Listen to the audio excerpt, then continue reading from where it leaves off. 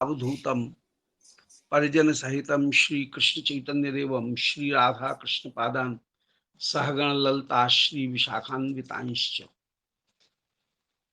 आजानुलंबित भुजौ कनकावदातौ संकीर्तनैक पितरौ कमलायताक्षौ विश्वम्भरौ द्विजवरौ युगधर्म पालौ वंदे जगत प्रियकरौ करुणावतारौ। श्री बिलाप कुसुमांजलि में मंजरी भाव में अवस्थित होकर के श्री रघुनाथ दास गोस्वामी जी श्री किशोरी जी से तीव्र प्रार्थना कर रहे हैं। जहां श्री श्याम सुंदर की भी अपेक्षा अपनी स्वामी श्री राधिका में अधिक प्रीति होती है, दासियों के उस भाव को, मंजरियों के उस भाव को हम भावोल्लास कहते हैं। और उसी भावोल्लास में जहां श्याम सुंदर से भी ज्यादा प्रीति श्री राधिका में दासियों की विराजमान है, वो राधिका के प्रति प्रेम दासियों का स्थायी भाव की कोटि में आता है। श्री प्रिया भी सखियों से, मंजरियों से प्रेम करती हैं, परंतु उनकी सर्वाधिक प्रीति श्री श्याम सुंदर से ही होगी। परंतु सखियों की और मंजरियों की सर्वाधिक प्रीति श्री राधिका से होगी। इसलिए राधिका के प्रति जो प्रेम है वो प्रेम स्थायी भाव है, और स्थायी भाव में विराजमान होकर के चरण दास्य की रति को चाहते हुए ये वंदना कर रहे हैं। एक ऐसी रति, ऐसा दास्य भाव जिसमें मधुर भाव भी छिपा हो। प्रियालाल में तो परस्पर मधुर भाव है, और हम उनकी परम अंतरंगा दासी बनकर के, अंतरंगा विश्वसनीय दासी बनकर के उस अंतरंग उनकी प्रीति में उन दोनों को सुख देते हुए विराजमान हो, यही सर्वोत्तम भाव है। और इस सर्वोत्तम भाव को कृपा करके श्रीमद् महाप्रभु ने प्रदान किया। इसी भाव में अवस्थित होकर के श्री रघुनाथ दास गोस्वामी 10वें पद में कह रहे हैं, शायद 10वां ही है जी महाराज जी, जी जी 10वां ही है। देवते चरण पद्म दासिकाम विप्रयोग भर दाव पावकई दह्य मानतर काय बल्लरीम जीवय क्षण निरीक्षणामृतई। कि हे श्री देवी, परम कृपालु दीप्तमान परम सुंदरी हे श्री स्वामी जो दान करने वाली हो, दीप्तमान हो, और हमको भी परम परम दीप्त युक्त बना देने वाली हो। ते चरण पद्म दासिका, आहा, ये एक दासी आपके चरण कमलों की दासी है। अब चरण पद्म कह करके बताया कि वे चरण लाल रंग के हैं, कोमल हैं, उनसे गंध प्रकट हो रही है, उनमें अपूर्व मधु विराजमान है, माने आसक्ति उनमें विराजमान है आपके। और चरण शब्द अपने आप में आदर का वाची है, तो आपके आदरणीय जो चरण, उनकी ये दासी है, दासिका, मैं दासी हूं। विप्रयोग भर दाव पावकई, परंतु ऐसी दासी, आपकी दासी होकर के, और यदि ये जल रही हो तो इसमें फिर आपको ही इसको बचाना पड़ेगा। निसंबंध के कारण आप इसको बचाइए। विप्रयोग भर, जो वियोग है, विप्रयोग का मतलब है वियोग, विशेष प्रकार से प्रकृष्ट रूप से जिसमें योग हो उसका नाम है विप्रयोग। अर्थात साक्षात तो मिलन नहीं है, परंतु भावना से जहां मिलन हो उसका नाम है विप्रयोग। वियोग का तात्पर्य है विशिष्ट योग, अर्थात भावना में जहां मन मिल रहा हो उसका नाम वियोग। केवल शरीर से प्रत्यक्ष रूप से तो दूरी है, परंतु मन जहां पूरी तरह से मिल रही है। तो विप्रयोग भर दाव, तो वियोग का एक अर्थ ये भी है कि जहां मानसिक संयोग हो रहा है, परंतु शरीर से संयोग की प्राप्ति नहीं है। दर्शन का इंद्रियार्थ संयोग जहां नहीं है, तो विप्रयोग भर दाव पाविकई में वियोग की भर माने अधिकता, वही है मानो दावानल। अब दावानल एक क्रम से नहीं जलाएगा, दावानल तो बस जहां से आ गया वहां पर जला रहा है। तो ये दावानल की विशेषता है कि वो पूरी तरह से सारी मर्यादाओं को तोड़ करके कहीं जलाएगा, वन की जो अग्नि है। तो आपके वियोग जिसमें मानसिक संयोग है, ऐसे वियोग की आधिक्य की जो अग्नि है, उस अग्नि से हे देवी, आपके चरणों की ये दासी दह्यमान तर, मैं केवल जल ही नहीं रही हूं, दह्यमान तर और अधिक जल रही हूं। ये कंपैरेटिव डिग्री है, दह्यमान, दह्यमान तर, दह्यमान तम, कुछ इस तरह से कर देंगे। तो दह्यमान तर माने अत्यंत अत्यंत में जल रही हूं। वर्तमान काल का प्रयोग करके दह्यमान, ये वर्तमान काल के प्रयोग के द्वारा दिखा रहे हैं कि निरंतर वो अग्नि बढ़ ही रही है और मैं जल रही हूं। काय बल्लरीम, ये मेरा शरीर एक कोमल लता के समान है, और जहां दावानल लग रहा है वहां एक छोटी मोटी सी लता को, कोमल सी लता को जलाना उसके लिए कौन सी बड़ी बात है। इसलिए जीवय क्षण निरीक्षणामृत, परंतु हे श्री राधिके, आप यदि एक क्षण के लिए भी मेरी तरफ देख लेंगी, तो मेरी तरफ देख लेने पर मैं जीवित हो जाऊंगी। तो आपकी दृष्टि में एक अपूर्व रूप से अमृत की वर्षा विराजमान है, जिस अमृत की वर्षा के द्वारा मेरी ये जलती हुई शरीर रूपी बल्लरी लता कहीं पुनः जीवित रह जाएगी, जीवित हो जाएगी। क्योंकि दावानल को समाप्त करना मानव के वश की बात नहीं है। वो एक न एक तरह से विवश हो जाता है, प्रयास करने पर भी वह विवश हो जाता है। उस दावानल को समाप्त करने का एकमात्र उपाय यदि कोई है, तो वो सार्थक उपाय तो है कि किसी तरह से यदि वर्षा हो जाए, पावस आ जाए, तो वो दावानल समाप्त हो सकता है, अन्यथा वह दावानल समाप्त नहीं होगा। जितना भी प्रयत्न किया जाए फिर भी वो बढ़ता ही रहता है। इसको हम व्यवहार में भी कहीं न कहीं देखते ही हैं कि देवते चरण पद्म दास काम, हे देवी, तुम्हारे चरण पद्म की ये दासी है, और ये संबंध स्थापित करके श्री किशोर जी की कृपा को आकर्षित करने का प्रयत्न किया जा रहा है। अपने संबंध को, रिलेशनशिप जो है उसको स्थापित करके, संबंध को स्थापित करके श्री प्रिया की जो कृपा है, उस कृपा का आह्वान किया जा रहा है, उसको उकसाया जा रहा है, उसको जागृत किया जा रहा है।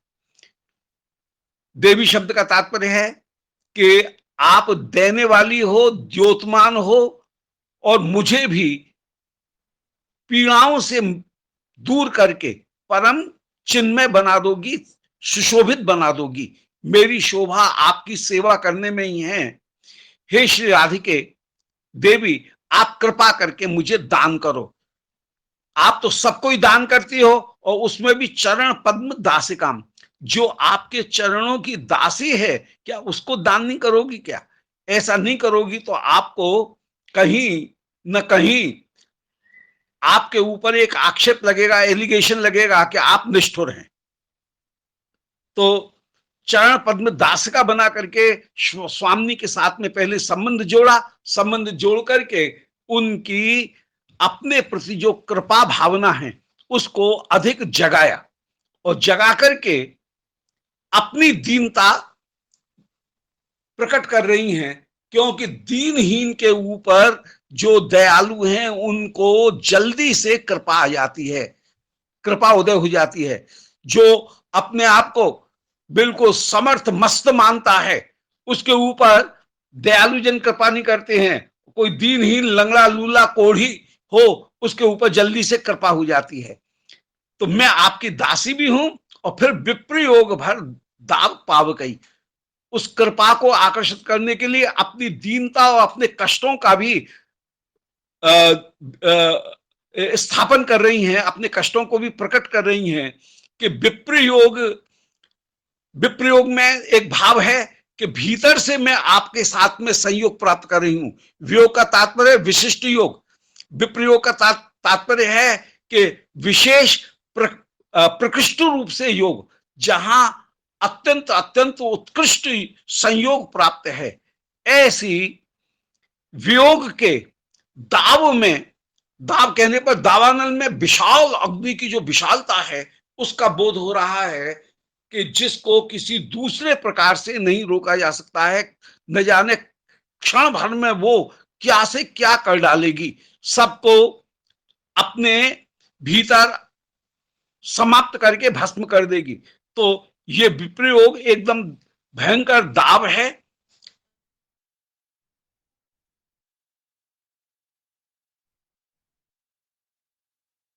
दावानल है, दईमान उत्तर, और इनमें मैं किन में और अधिक भी जलती हुई विराजमान हो रही हूं। दईमान तर, अत्यधिक जल रही हूं। काय बल रही हूं, कृपा करके मेरी इस शरीर रूपी कोमल लता को, एक और भयानक अग्नि और दूसरी ओर अत्यंत कोमल एक पतली सी लता, तो उसको जलाना कौन सी बड़ी बात है। परंतु हे श्री राधिके, यदि आप अपने निरीक्षण अमृत का प्रयोग करेंगी तो मैं जीवित रह जाऊंगी। जीवे क्षण, मुझे जीवित करें, क्षण का तात्पर्य है आनंद भी प्रदान करें। जीवे क्षण, मुझे आनंद प्रदान करते हुए जीवित रखें, तड़पते हुए जीवित नहीं, बल्कि जीवे क्षण निरीक्षण अमृत ही। मुझे, क्षण शब्द का अर्थ होता है आनंद, आनंद प्रदान करते हुए जीवित करें। तो यहां पर परंपरित रूपक का मेटाफर जो है, जो एक दूसरे के ऊपर आश्रित है, ऐसा जो रूपक है, परंपरित रूपक, जो सीक्वेंस में रूपक जो चल रहा है, मेटाफर चल रहा है, उस सीक्वेंस के मेटाफर को यहां पर वर्णन किया गया है कि वियोग जो है वह भयानक अग्नि है।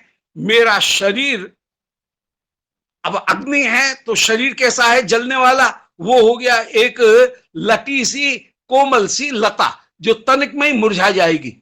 और आपकी जो निरीक्षण है, आपकी दृष्टि, कृपामयी दृष्टि, वही हो गई मानो अमृत की महावर्षा, महाघटा। तो अमृत की महाघटा के द्वारा उस अग्नि को जलाया जा सकता है, उस लता को बचाया जा सकता है, अन्यथा वो लता किसी तरह से बचेगी नहीं। तो तीनों जगह रूपक का प्रयोग करके, और जो प्रभाव है उस प्रभाव को उत्पन्न करने के लिए दाव शब्द का प्रयोग करके, वियोग भर दाव पाव कई, दावानल का प्रयोग करके कहीं अतिशयता भी उसकी दिखाई जा रही है। क्योंकि बिना वर्षा के, अमृत की वर्षा के, वो अग्नि शांत होने वाली नहीं है। जैसा कि सब जगह देखने में आता ही है। रोज सुनते ही हैं कि माने अमुक जगह अग्नि लग रही है कैलिफोर्निया में, और हेलीकॉप्टरों से वर्षा की जाए तब भी कुछ नहीं होगा, कुछ नहीं होता है। वो तो शांत होगी कब, बोले जब वर्षा अपने आप आएगी, कोई घटा बरसेगी, तब जैसे अग्नि, प्राकृतिक अग्नि शांत होगी। तो जहां पर वियोग की भयानक अग्नि लग रही है, वहां पर उस काय बल्लरी को बचाने के लिए, शरीर रूपी लता को बचाने के लिए आपकी कृपा ही एकमात्र कारण है। आगे वर्णन कर रही हैं कि स्वप्ने किम सुमुखते चरणाम्बुजातो राजत पराग पटवास विभूषणेनो शोभाम पराम अतितराम अहम उत्तमांगम बिभ्रत भविष्यति कदा मम सार्थ नाम। बोले हे श्री राधिके, कब वो अवसर होगा कि मैं अपने उत्तमांग पर, उत्तमांग कहते हैं ललाट, माथा, सिर, मैं अपने फोरहेड के ऊपर, अपने उत्तमांग के ऊपर आपके चरण चिन्ह को धारण करूंगी। क्योंकि हमारे शरीर के भीतर जो उत्तमांग ललाट है, वही क्राउन के रूप में सर्वश्रेष्ठ, वही सर्वोत्तम अंग होकर के विराजमान है। इसलिए उस उत्तमांग का नाम उत्तमांग तब होगा जबकि उसे कोई उत्तम वस्तु से अलंकृत किया जाए। तो यहां पर बड़ा सुंदर एक ये उत्तमांग, ये जो नाम दिया गया, ये दीपक जो उत्तमांग नाम दिया गया, वो सर्वथा सार्थक होकर के नाम दिया गया। जहां कोई सार्थक नाम का प्रयोग होता है उसमें चमत्कार ही कुछ अधिक अधिक होता है। ये स्वप्ने पे किम सुमुखते चरणाम्बुजातम, हे सुमुखी, हे सुंदरी श्री राधिके, क्या ये अवसर होगा कि स्वप्न में भी कभी आपके चरणाम्बुजात, आपके चरण कमलों में लगी हुई राजत पराग पटवास, सुंदर पराग, और पटवास माने गुलाल, पराग से युक्त जो गुलाल, उससे विभूषित आपके जो चरण हैं, उन चरणों को मैं अपने माथे के ऊपर धारण करूंगी। श्री प्रियालाल आनंद पूर्वक शयन कर रहे हैं। शयन करने के बाद में, शयन करते हुए विलास के समय श्री प्रिया जी के चरणार बिंदु को श्याम सुंदर ने पकड़ करके धीरे धीरे सहलाते हुए अपने वक्षस्थल के ऊपर धारण किया। और श्री श्याम सुंदर के वक्षस्थल पर विराजमान कुमकुम, वो कुमकुम श्री प्रिया जो हैं, वो प्रिया के चरणों में लग रही है। अथवा वहां पर सुंदर होली खेल करके पधारे हैं, तो चरणों में अभी कुमकुम लगी हुई है। सुंदर जो गुलाब और उनकी पंखुड़ियां बिखर रही हैं, पटवास माने गुलाल बिखर रहा है, रंग बिखर रहा है, और उस रंग से विभूषित आपके जो चरण हैं, अलता आदि भी उनमें विराजमान है।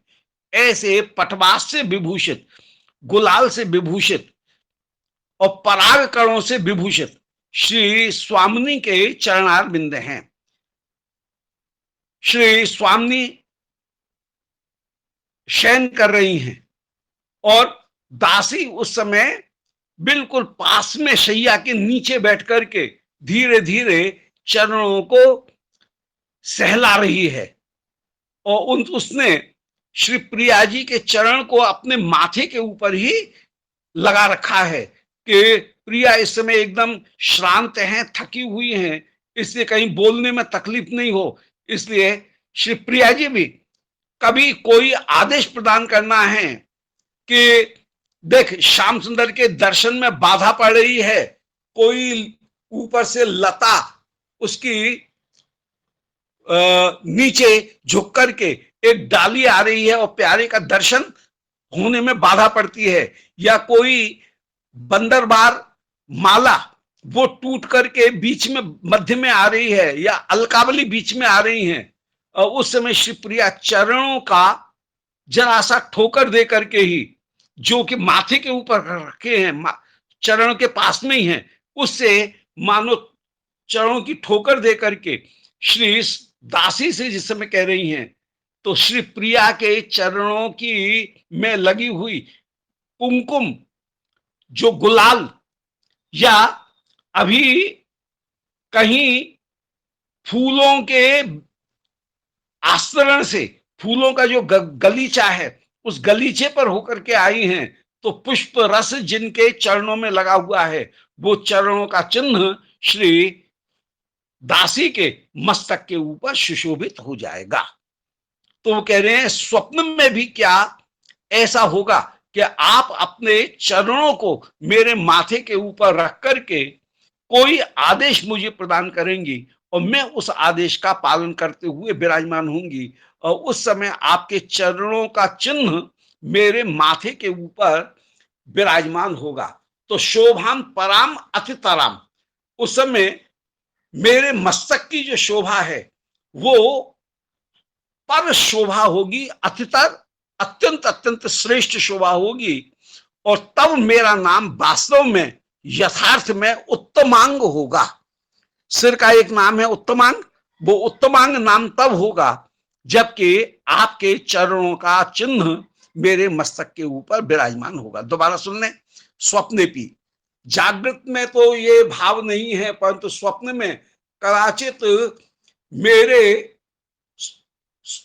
मुझे ये सौभाग्य प्राप्त हो कि जब मेरे स्थूल शरीर सो जाए और मेरा मन जग रहा हो, उस समय मन की आंखों से मैं कल्पना में जिन अभिलाषाओं को पूरी नहीं कर पाई और जो अभिलाषाएं मेरे मन में सर्वदा सर्वदा विराजमान थी, उन अभिलाषाओं को मैं स्वप्न में भी कभी पूरी करूं। हे सुमुखी, हे सुंदरी, तो स्वप्न भी का तात्पर्य है कि व्यवहार में उनको करना दुर्लभ है, परंतु शरीर की सामर्थ्य की अपेक्षा मन की सामर्थ्य निस्संदेह कहीं अधिक होती है। एक व्यक्ति जो कि अपने व्यावहारिक जीवन में दमा का मरीज होने के कारण 1 किलो का थैला लेकर के भी ऊपर चलने में, कहीं 4 कदम चलने में भी हाँपने लगता है, और वो भी स्वप्न में बड़े से बड़े पहलवान को एक पंच मार करके कहीं धरती में गिरा देता है, नॉकआउट कर देता है। तो मन की जो ताकत है वो शरीर की ताकत से कहीं अधिक है। इसलिए कह रहे हैं कि हाय, कहीं प्रत्यक्ष में तो मुझे ये सौभाग्य नहीं मिला है, परंतु स्वप्न में कदाचित मुझे ये सौभाग्य मिल जाएगा क्या कि हे सुमुखी, हे परम सुंदरी, आप तो प्रत्येक क्षण, प्रत्येक काल में, प्रत्येक स्थान में परम परम सुंदरी होकर के ही विराजमान हैं। हे सुमुखी, और कृपालु होकर के भी विराजमान है। तो सुमुखी में कृपालुता भी विराजमान है और सुंदरता भी स्वाभाविक रूप में विराजमान है। ते चरणाम्बुजात, आपके चरण कमलों का में लगा हुआ जो राजत मान सुशोभित पराग पटवास विभूषणेनो, जो गुलाल लगी हुई है या पुष्पों का रस लगा हुआ है, उससे विभूषित जो पटवास है, गुलाल, उस गुलाल के विभूषण से शोभाम पराम, मेरे उत्तमांग की अपूर्व शोभा होगी। शोभा भी कैसी? पराम और अतितराम, सर्वोत्तम शोभा और अति अति प्रतिक्षण बढ़ने वाली जो शोभा है, वो शोभा मुझे कब प्राप्त होगी? अहम उत्तमांगम, अहम, मैं अपने उत्तमांग को उस पटवास से विभूषित करके विभ्रत भविष्यति, कब मेरा यह उत्तमांग नाम, इस सिर का उत्तमांग नाम, मेरे सिर का उत्तमांग नाम यह सफल होगा। तो उत्तमांगम विभ्रत भविष्यत कदा मम सार्थ नामो, मेरा ये नाम यथार्थ में सफल कब होगा? सार्थ माने जैसा नाम है वैसा ही गुण, यथा नाम तथा गुण मेरे इस उत्तमांग का कब होगा? फोरहेड जो है, सिर उसका एक नाम होता है उत्तमांग, तो उत्तमांग इसलिए कहा जाता है कि वो उत्तम हो, और वो उत्तम तभी होगा जबकि वह आपके प्रसादी चरण से विभूषित होकर के विराजमान हो। तो उस वैष्णव चिन्ह को धारण करके मैं विराजमान हूं। वैष्णव चिन्ह की कितनी महिमा है, तिलक धारण की, उसकी चिन्ह की इतनी महिमा है कि पूतना ने चिन्ह धारण कर लिया, धाय का वेश मात्र धारण कर लिया। उस वेश धारण करने से केवल पूतना को ही नहीं तारा श्री कृष्ण ने, बल्कि पूतना के पूरे कुल को तार दिया। उन्होंने पूतना के सगे भाई बकासुर, वो तर गया पूतना के संबंध से, पूतना के वेश धारण करने से। सदवेशाद पूतना पे सकुला त्वामेव देवापिता, कुल सहित पूतना तुमको प्राप्त हो गई। तो बकासुर तर गया। पूतना का कोई संबंधी था अघासुर, सर्प का वेश धारण करके आया, वो तर गया। तो इन चरण रज की इतनी महिमा कि असुर भी तर गए। तो जब कृष्ण के चरण रज की इतनी महिमा, तो रसमयी श्री स्वामिनी उनके चरण रज की महिमा तो होगी। वो तो हमको कहीं प्रेम का रंग प्रदान करेंगी ही। तो आपके पटवास की रज से मेरा ये मस्तक वास्तव में उत्तमांग या यथार्थ नाम को धारण करे, ऐसे प्रार्थना कर रही है। तो स्वप्ने भी स्वप्न में हे सुमुखी तुम्हारे चरण कमल में राजत माने सुशोभित होने वाला पराग पटवास, पुष्पों का परागकण और पुष्पों के पटवास माने पुष्पों का रस और गुलाल, उनके विभूषण से, उस आभूषण से मैं अपने मस्तक की शोभा कब करूंगी। शोभाम पराम अतितराम, वो शोभा अत्यंत अत्यंत होगी। ऐसी शोभा को अहम उत्तमांगम, मैं अपने उत्तमांग को विभ्रत, उस शोभा को अपने उत्तमांग पर धारण करते हुए भविष्यति कदा सार्थ नामो, इस मेरे उत्तमांग का नाम कब सार्थक होगा, ये आप मुझे बताएं। अर्थात मेरे ऊपर ऐसी कृपा करें जिससे मेरा ये उत्तमांग सार्थक नाम वाला हो। यहां पर ये सुंदर दीपक अलंकार जो है वो दीपक अलंकार ही है, जहां पर किसी वस्तु का सार्थक प्रयोग किया जाए, सार्थक नाम का प्रयोग किया जाए, सार्थक विशेषण का प्रयोग किया जाए, तो वहां पर ये दीपक अलंकार होता है। कभी विशेष अर्थ को प्रकट करता है दीपक, और कभी कई वाक्यों को वह एक साथ प्रकाशित करता है। अब आगे कह रही हैं, प्रार्थना कर रही हैं कि अमृताब्धे, अब ये सारी अधिकार संपत्ति प्राप्त करने की प्रार्थना हो रही है कि रज के द्वारा मुझे अधिकार संपत्ति हो, ये प्रार्थना हो गई थी। अब कह रहे हैं अमृताब्ध रस प्राय तब नूपुर सिंजतई हा कदा मम कल्याणी वाधिर्यम अपनेश्यते। बोले हे कल्याणी, हे श्री स्वामी, कितना सुंदर नाम, जय बलिहारी। कल्याणी, हे कल्याणी, आप वास्तव में हम सरी के जीवों का कल्याण करने वाली हैं। हम सरी की जो दासियां हैं उन दासियों का कल्याण करने वाली हैं। हे श्री राधिके, हे परम कल्याण करने वाली, माने हम में सामर्थ्य नहीं है कि हम आपकी किसी भी प्रकार से सेवा कर सकें, संपूर्ण सेवा कर सकें, परंतु हे कल्याणी, आप सदा सदा हमारा कल्याण करती हैं। वो कल्याण शब्द में वो वाला जो भाव है कि कुपुत्रो जाए तक क्वचिदपि कुमाता न भवती, पुत्र कुपुत्र हो जाता है परंतु माता कभी भी कुमाता नहीं होती है। ऐसे ही श्री स्वामिनी कभी भी कुस्वामिनी नहीं होती हैं। हम कितने भी दुष्ट से दुष्टा हों, परंतु हम भले आपकी सेवा न करें, परंतु फिर भी आप हमारा कल्याण करने वाली हो। और हा खाते हुए, प्रार्थना करते हुए, ये हा शब्द जो है वो एकदम व्याकुलता में और अपनी असमर्थता में, हा शब्द वहां होता है जहां अपनी सारी सामर्थ्य समाप्त हो जाती है, तब किसी को प्रभावित करने के लिए, उसकी भावनाओं को जीतने के लिए कोई न कोई प्रयास किया जाता है। तो ये जो इमोशनल, जो किसी को अट्रैक्शन करना, भावात्मक जो आकर्षण करना और अपने प्रभाव का उसके मन में, अपने मन के भावों को उसके मन में कहीं प्रवेश कराने का जो प्रयास है, वो प्रयास तब किया जाता है जबकि अपने सारे साधन समाप्त हो जाते हैं।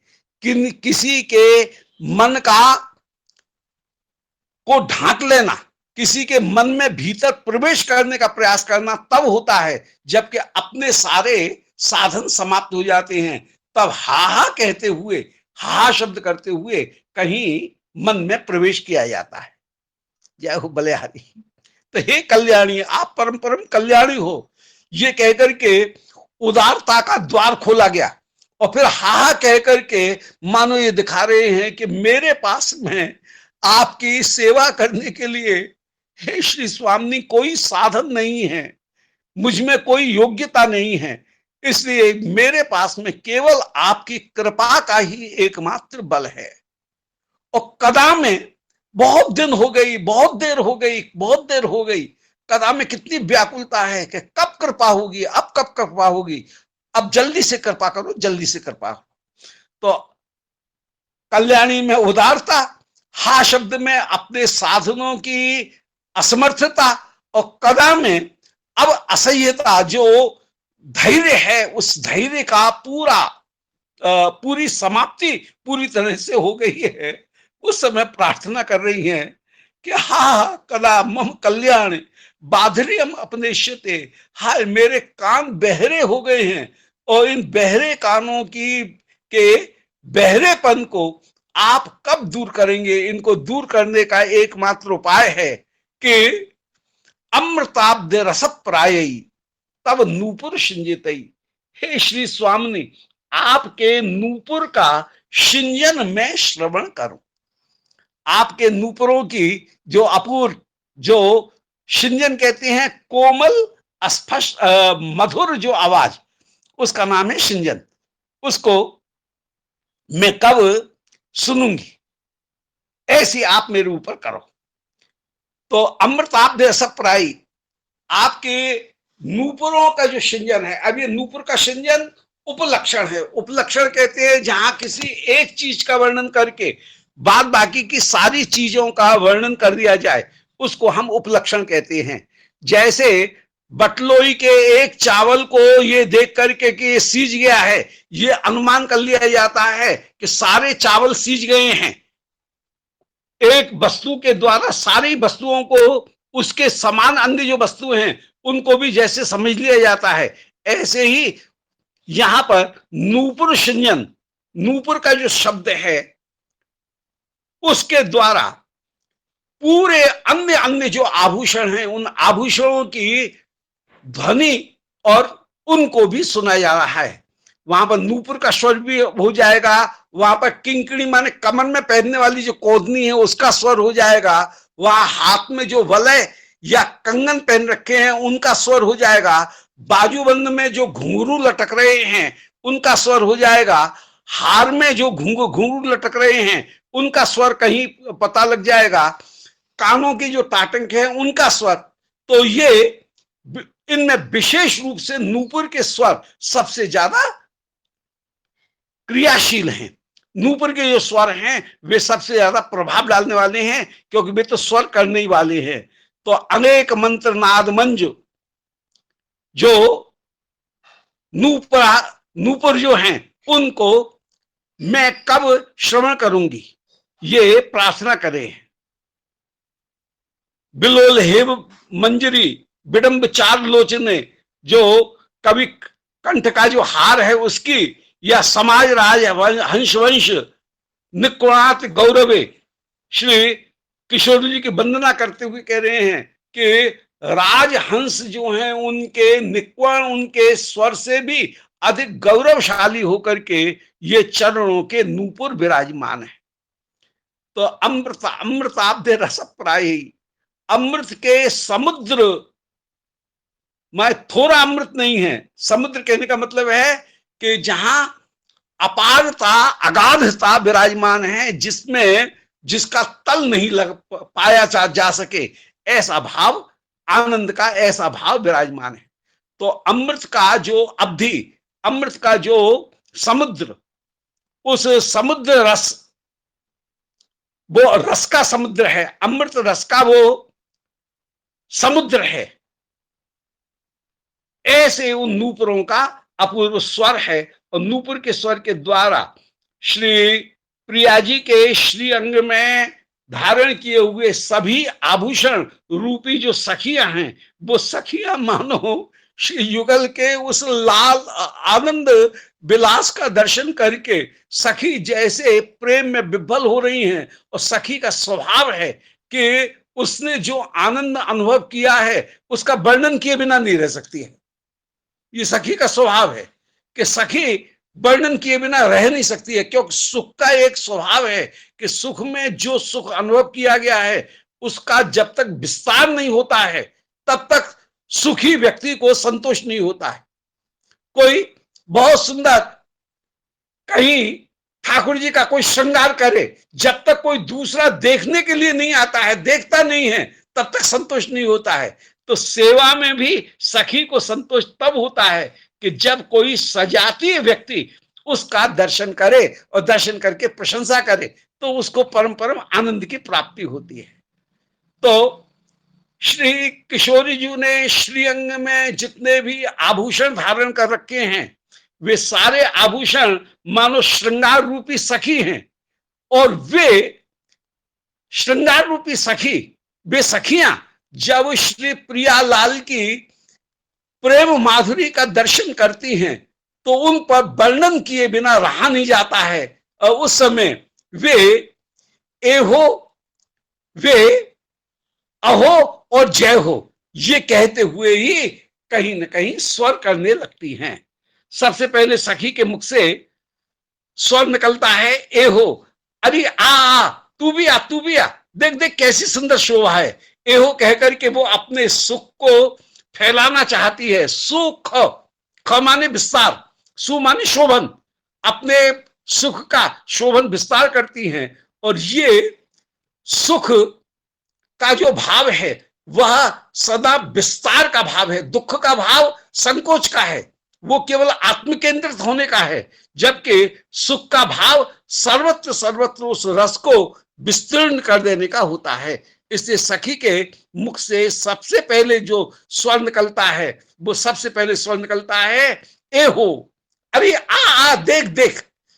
फिर वर्णन करना शुरू किया। वर्णन करने में जब समर्थ नहीं होती है तो कहती है अरे मेरी सारी जो शब्दावली थी मेरे पास में वो सब पूर्ण हो गई है, और अब मेरे पास में कोई शब्द नहीं है। ये तेरे पास में कोई शब्द हो तो वे शब्द आ और हा के बीच में ही होंगे। इसलिए अहो अहो अहो, क्योंकि जितने भी शब्दों का विस्तार है, वाणी का विस्तार है, वो वर्णमाला का पहला अक्षर है आ और अंतिम अक्षर है शाशा स ह। हा अंतिम अक्षर है। महाप्राण ध्वनि जो हा है वो अंतिम अक्षर होकर के विराजमान है।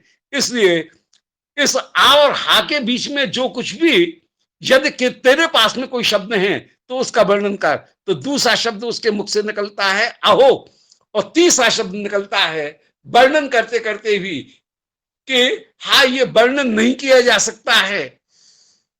इसलिए जय हो जय हो, हम तो सदा अपराधी हैं, आपकी जय हो। ये जो रूप माधुरी है यही सर्वोत्कृष्ट रूप में विराजमान है। जय शब्द का अर्थ है सर्वोत्कर्षेण वर्तते। तो अमृताब्ध रस प्राय तब नूपुर सिंजितई। हे श्री स्वामी जी, आपके नूपुरों का जो सिंजित माने मधुर कोमल स्पष्ट जो ध्वनि है, जो कि उपलक्षण होकर के सारे आभूषणों की ध्वनि का प्रतिनिधित्व कर रही है। क्योंकि ये आभूषण जड़ नहीं है, ये सारे आभूषण आपके श्रीअंग में विराजमान होने वाली सखी ही हैं। और सखी का एक स्वभाव है कि वह उस माधुर्य का वर्णन किए बिना रह नहीं सकती है। अतः ए हो अहो जय हो कहते हुए वह जब वर्णन करती है तो वो कहीं न कहीं वह प्रकट हो जाता है। अमृताब्धिरस प्राय, और वो जो नूपुर सिंजित है वो अमृत के समुद्र के समान है। विशेष रूप से किन्हीं रस के परम उत्कर्ष की जो अवस्था है, उस उत्कर्ष की अवस्था में जो नूपुर ध्वनि है वह विशेष रूप से कहीं मुखरित होकर के विराजमान होती है। इसलिए नूपुर सिंजति में कहीं कोई रस विलास उसकी भावात्मक स्वप्न के रूप में, भाव लोक में उसके दर्शन का भी सखी दर्शन कर रही है, ये दासी दर्शन कर रही हैं। और मंजरी, श्री तुलसी मंजरी जी उसी का बंधन करती हुई कह रही हैं कि वो नूपुर सिंचित मुझे प्राप्त हो। हे कल्याणी, आप परम परम कल्याण करने वाली हैं। हम दासियों के ऊपर अपूर्व रूप से अनुग्रह करने वाली होकर के हमारा कल्याण करने वाली सर्वोत्तम जो सुख है, युगल का जो मिलन, वही इन दासियों का सर्वोत्तम सुख है। हे कल्याणी, मेरे कान अभी तक बहरे हो गए थे, परंतु कब वो अवसर होगा कि बाधर्यम अपनिश्यताम, इन कानों का जो बहरापन है वो बहरापन दूर किया जाए। अन्य शब्द सुनने के लिए ये अब कभी भी उत्सुक न हो और केवल आपके माधुर्य को ही, नूपुरों के सिंजित को ही, रास में अपूर्व नूपुर सिंजन श्री अभिसार करते हुए जिस समय चल रही हैं, उस समय परम नूपुर जो है उनकी आवाज को दबा करके धीरे धीरे चरण रखती हुई चल रही हैं। फिर रास में उन्मुक्त रूप से नूपुर सिंजन, और फिर विलास में अपूर्व रूप से नूपुरों का जो सिंजन है, उन नूपुरों के सिंजन को श्रवण करते हुए जो अपूर्व अमृत का समुद्र है, उनके माध्यम से प्रतीक प्रतीक के रूप में, उपलक्षण के रूप में अन्य नूपुरों के, अन्य आभूषणों का जो सिंजन है, उस सिंजन को भी सुनते हुए मैं कब विराजमान हूं। और मेरे कान जैसे बहरे थे, अब उन कानों को मानो जिसके लिए तरस रहे थे, उस स्वर को सुन करके वे परम परम आनंदित होकर के विराजमान हो। इसलिए हे कल्याणी, बाधर्यम अपनिश्यताम, मेरे कान की इस बधिरता को आप दूर करें, दूर करें। ये नूपुर सिंजन के द्वारा कानों के बाधरे को दूर करना, यह अपने आप में सांग रूपक हो गया। तो बधिर व्यक्ति जो है उसको जैसे एक रसमयी औषधि की आवश्यकता होती है, इसी प्रकार कान यहाँ पर परंपरित रूपक कान हो गए बधिर, और उनमें रस जो है, औषधि, रसायन, उसके प्रयोग के द्वारा इनको अपूर्व सुख की, आनंद की प्राप्ति हो। यह बलिहारी। तो शशांक अब आगे वर्णन कर रही हैं कि शशक वृत्त अभिसारे नेत्र भृंगांचलाभ्याम दिश विदिश भयनोद्घूर्णताभ्याम बनानी कुवलय दल कोशान्येव क्लिप्तान याभ्याम किम कुल कल नियो देवताभ्याम जनोयम। हमारी श्री प्रिया जी के लिए एक शब्द का प्रयोग कहीं वैष्णव आचार्यों ने किया कि वे सर्व नायिका भाव को धारण करने वाली हैं, सर्व नायिका भाव उनमें विराजमान हैं। 8 प्रकार की नायिकाएं हैं। कहीं नायिका जो है वो कहीं सौभाग्यवती होकर के विराजमान है, वो कहीं कृष्ण के साथ में मिलन प्राप्त कर रही है, कभी उत्का माने उत्कंठित होकर के विराजमान है, कभी वह स्वाधीन भर्तृका होकर के अपूर्व रूप से विराजमान है, कभी लक्षिता होकर के वो विराजमान है। लक्षिता नायिका वो जहां पर प्यारे के मिलन के चिन्हों को उसके श्रीअंग में देख लिया जाए, वो है लक्षिता। कभी अभिसार का होकर के विराजमान है, अभी माने प्यारे में अभिनिवेश रख करके, सार माने जहां शरण किया जाए, जहां गमन किया जाए, प्यारे में अभिनिवेश रखते हुए जहां कोई मूवमेंट हो, प्रोसेसिंग हो, जहां प्यारे के पास में गमन किया जाए, उसका नाम हुआ अभिसार का। तो उत्कंठिता है, उत्का है। उत्का, कभी विरहिणी होकर के वो विराजमान है, उसी को उत्का कहते हैं। कभी आगत पथिका, कभी प्रोषित भर्तृका, माने जिसका प्रिय कहीं बाहर जा रहा है उसका नाम प्रोषित भर्तृका होगा। कभी विप्रलब्धा, माने वियोग को प्राप्त किए हुए है। कभी वो माननी होकर के विराजमान है। तो इस प्रकार अनेक अनेक नायिकाएं हैं, उनमें 8 नायिकाएं प्रदान की गई। यूं तो नायिका भेद बहुत विस्तार पूर्वक रसशास्त्र में वर्णन किया गया, और उज्ज्वल नीलमणि में उन 8 प्रकार की नायिकाओं के स्वरूप का सुंदर श्रीमद् भागवत से भी और अन्यत्र से भी खूब दृष्टांत दिए गए। इनमें एक नायिका है, उसका नाम है अभिसारिका। अभि और सार, 2 शब्दों को मिलकर के बना है अभिसार। और अभि का तात्पर्य है अभिनिवेश, अर्थात अपने मन को प्यारे में पूरी तरह से आसक्त कर देना, घुसा देना। अभि शब्द का प्रयोग होता है सप्तमी विभक्ति में किसी चीज में प्रवेश करने पर। अभि शब्द का ये मैं के अर्थ में इन, तो इनके अर्थ में इनटू, तो इनके अर्थ में अभि शब्द का प्रयोग होता है। माने श्री प्यारे में ही जहां मन का प्रवेश करा दिया जाए। और सार का मतलब है जितनी भी इंद्रियां हैं वे इंद्रियां कहीं सरण कर रही हैं, मूवमेंट करती हुई विराजमान है। अब वो अभिसार का नायिका जो प्यारे से मिलने के लिए पधार रही है, उस अभिसारिका के 2 स्वरूप वर्णन किए गए, कहीं कृष्ण अभिसारिका और कहीं शुक्ल अभिसारिका।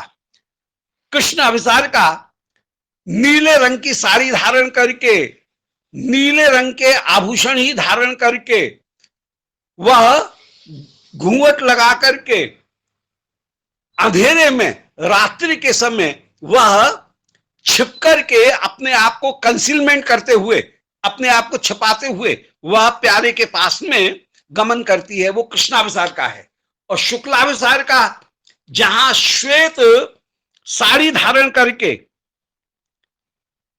सुंदर श्वेत पुष्प उसकी ही माला धारण करके, कृष्णाभिसार का नीले पुष्पों की माला धारण करके जाएगी, परंतु शुक्लाभिसार का श्वेत पुष्प जो हैं उनकी माला को धारण करके, नीला जो श्वेत ओढ़ना है उसको ही धारण करके, हीरा के आभूषण धारण करके, वह श्वेत श्रृंगार, श्वेत आभूषण, श्वेत माला, इनको धारण करके शुक्ल पक्ष में वह अभिसार करती है। तो यहां पर उसी शुक्लाभिसारिका का श्री शरद पूर्णिमा की रात्रि, उसमें वो अभिसार कर रही है। 2 रात्रियों का वर्णन आता है, एक है राका और एक है कुहू। जो अमावस्या की रात्रि है उसको कहते हैं कुहू, जो पूर्णिमा की रात्रि है उसको कहते हैं राका, और जितनी भी उजली रात्रि हैं उन सबों को भी शुक्लाभिसारिका कहेंगे, शुक्ल अभिसार कहेंगे। तो यहां पर उसी शुक्लाभिसारिका का वर्णन है कि शशक भृत, चंद्रमा का एक नाम है शशांक। शश माने खरगोश या हरिण, उस हरिण के चिन्ह को जो धारण करे, इसलिए चंद्रमा को कहा गया शशांक। शश का, खरगोश का जिसमें अंक है, या मृगांक, मृग का जिसमें अंक माने चिन्ह है। तो शशक भृत माने चंद्रमा। उस चंद्रमा के राका दिशा में अभिसारे, प्यारे में ही अपने चित्त को पूरी तरह से नियुक्त करके जो शरण कर रही हैं, प्यारे के पास गमन कर रही हैं, नेत्र भृंगा चलाभ्याम दिश विदिश भयनोद्घूर्णताभ्याम। और उस समय नायिका जो हैं श्री स्वामिनी, श्री विश्वानंदिनी, वे कहीं लोक वेद की मर्यादा से भयभीत हैं, इसलिए उनके नेत्र भृंग चंचलाभ्याम, अत्यंत चंचल हो रहे हैं कि कहीं कोई गुरुजन देख तो नहीं रहे हैं, कहीं प्रतिपक्षाएं चंदावली जी के यूथ की कोई पद्मा शैव्या सखी वो मुझे देख तो नहीं रही है। तो शशक भृद अभिसारे नेत्र भृंगाचलाभ्याम, उनके नेत्र भृंग अत्यंत अत्यंत चंचल हो रहे हैं। दिश विदिश भयेनो, वे दिशा विदिशा में, कोण दिशाओं में और दिशाओं में भयपूर्वक उद्घूर्णताभ्याम बनानी, घूरती हुई चली जा रही हैं। कहीं कोई देख तो नहीं रहा है, तो भयभीत होकर के भी वे विराजमान है, भय से भयभीत होकर के। और इस भय के कारण जो उत्कंठा है वो उत्कंठा प्रकट हो रही है। और दुर्लभ होने पर प्यारे से जब मिलन होगा तो उस मिलन का सुख भी कुछ अलग होगा। क्योंकि जब तड़ तड़ा करके प्यास लगे, जब भारी भूख लगे, तो भोजन करने का जो स्वाद है वो ही कुछ अलग होता है। क्योंकि भूख न देखे खाटी छाछ, भूख जो है वो खट्टी छाछ नहीं देखती है। और जो नींद है वो सुंदर बिस्तर नहीं देखती है, वो सुंदर वस्त्र शैया नहीं देखती है। फिर नींद कहीं भी आ जाएगी। तो रस की रीति ये है कि अत्यंत तीव्रता होने पर, वादे मानता माने रुकावट होने पर जो प्रीति है वो प्रीति और भी ज्यादा बढ़ती है। इसलिए भय से उद्घूर्णित उनके नेत्र हैं और वन में देख रही हैं। दिश विदिश भयोद्घूर्णिताभ्याम चंचल नेत्राभ्याम बनानी, उन वनों को जो देख रही हैं। भय से युक्त घूर्णित चंचल जो नेत्र हैं, उन चंचल नेत्रों से वन को देख रही हैं। और कुवलय दल कोशान्येव क्लिप्तान याभ्याम, परंतु श्री प्रिया जहां देखती हैं वहां पर कमल उत्पन्न हो जाते हैं। ये पद्मिनी नायिका के विषय में कवियों में तो एक कवि प्रौढ़ी थी कि नैन जो देखा कमल भा। ये कहीं पद्मावत में मलिक मोहम्मद जायसी, उन्होंने नायिका पद्मिनी उनके विषय में एक बात कही थी कि वो पद्मिनी जहां देखती है वहां पर कमल जो उत्पन्न हो जाते हैं। परंतु ये तो लौकिक नायिका के विषय में ये बात अतिशयोक्ति होगी। और यहां पर तो श्री वृंदावन की जो भूमि है, वो वृंदावन की भूमि जहां श्री प्रिया जी चरण रखती हैं, वहां वृंदावन की भूमि सेवा करने के लिए श्री वृंदा देवी जी कमलों को उत्पन्न कर देती हैं। तो कुवलय दल कोशान्येव क्लिप्तानि, माने कमलों के कोशों को ही वहां पर बना देती हैं। याभ्याम, तो अपने चंचल नेत्रों के द्वारा प्रिया जहां जहां भी देखती हैं वहां वहां कमल कोश उत्पन्न हो जाते हैं। किम किल कलनीयो देवताभ्याम जनोमी, हे श्री स्वामी, क्या आप किम किल कलनीय मेरी ओर भी कभी एक निगाह डालेंगी? बलिहारी जय जय जय। तो किम कल कलनीय, क्या तनिक सा कलनीय मेरी ओर भी आप अपनी निगाह जरा सी डालेंगे? देवताभ्याम जनों में, तो जिन नेत्रों ने भय से वन में चारों ओर दृष्टि डाली, जो नेत्र जहां जहां भी दृष्टि डालते हैं वहां कमल कोश उत्पन्न हो जाते हैं। श्री वृंदावन की भूमि कमल उत्पन्न कर देती है। ऐसे अपने नेत्रों को क्या इस दासी के ऊपर भी आप डालेंगी? जनोयम, ये कोई जन है। देखिए कितना सुंदर, ये जनोयम में कितनी दीनता विराजमान है कि अयम जन, ये जो कोई एक जन जिसमें कोई गुण नहीं है, ऐसा क्या ये हे देवी क्या कभी कलनीय होगा, क्या आपके द्वारा देखा जाएगा? इस प्रकार श्री स्वामी से ये प्रार्थना करनी है। श्री स्वामी की अभिसार काल में स्वामी को अभिसार कराना ये मंजरी का मुख्य कार्य है। और श्याम सुंदर के श्रीहस्त में प्रिया जी को समर्पित करना ये ही सबसे बड़ी सुखद सेवा है। श्री प्रिया लाल दोनों को सर्वाधिक सुख प्रदान करने वाली जो सेवा है वो सेवा अद्भुत होकर के विराजमान है। जय जय श्री राधे, ये कवि प्रार्थना कर रहे हैं, और क्या ये सौभाग्य हमको भी कभी प्राप्त हो। ये कहीं न कहीं हृदय में श्री रूप रघुनाथ दास गोस्वामी जी, उनकी सेवा के माध्यम से ये भाव हमारे हृदय में कहीं स्थिर होकर के विराजमान हो, और इस उत्कंठा के द्वारा हम भी सेवा कर सकें। जय जय श्री राधे।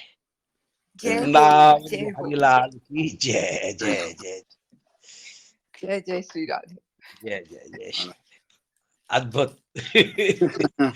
दास गोस्वामी। एकदम अद्भुत, बहुत अचिंत्य। धन्यवाद महाराज जी। जय जय दंडवत धन्यवाद।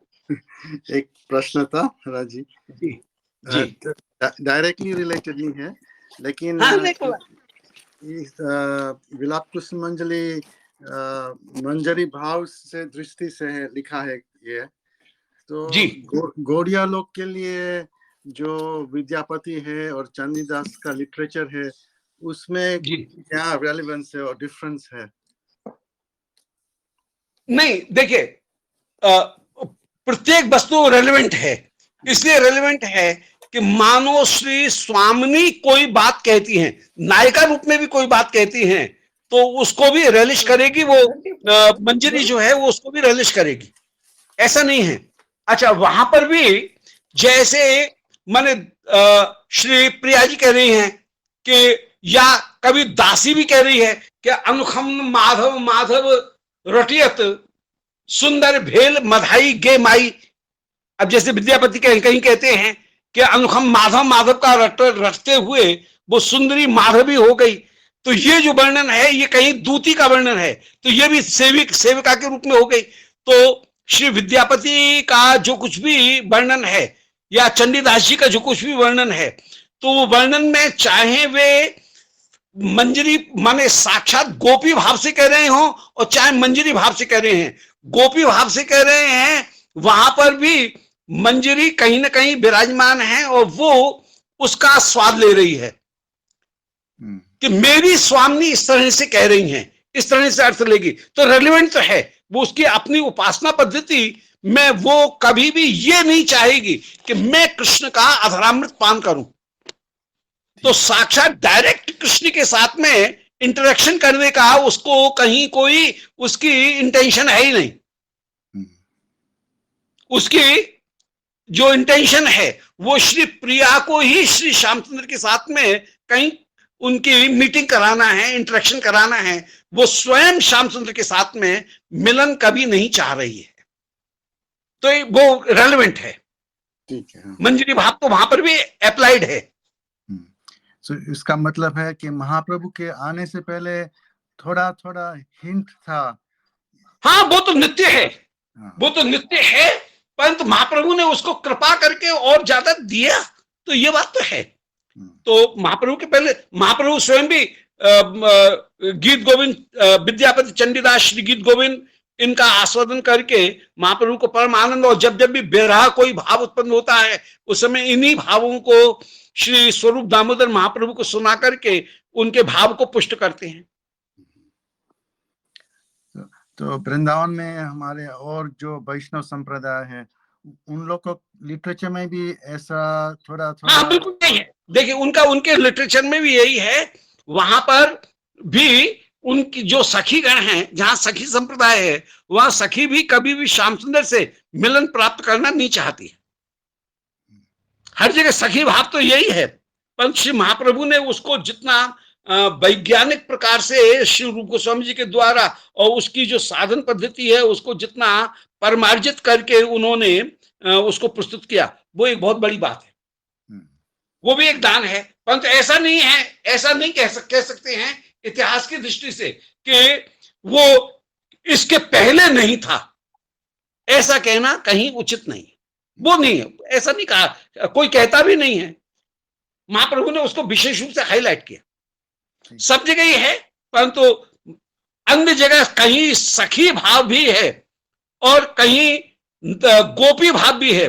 महाप्रभु ने उस गोपी भाव और सखी भाव को भी हटा करके शुद्ध रूप में दासी भाव को ही स्थापित किया। आगे का जो इसके बाद में का जो पद है, उस पद में कहीं यही आ रहा है, विलाप कुसुमांजलि में भी, कि मुझे दास्यायते मम रसोस्तु रसोस्तु सत्यम, मैं दासी ही बनना चाहती हूँ, सखी बनना भी नहीं चाहती। धन्यवाद धन्यवाद। जय जय जय जय जय जय। दंडवत प्रणाम सबको, दंडवत जय जय। आप धन्यवाद। हाँ, जय श्री आपका राम। आपका ऑफिस का टाइम हो गया होगा। जय राधे, जय जय राधे। श्री हाँ, राधे। नहीं डिस्टर्ब होता है। जय राधे राधे। श्री राधे। श्री राधे राधे। प्रणाम, प्रणाम।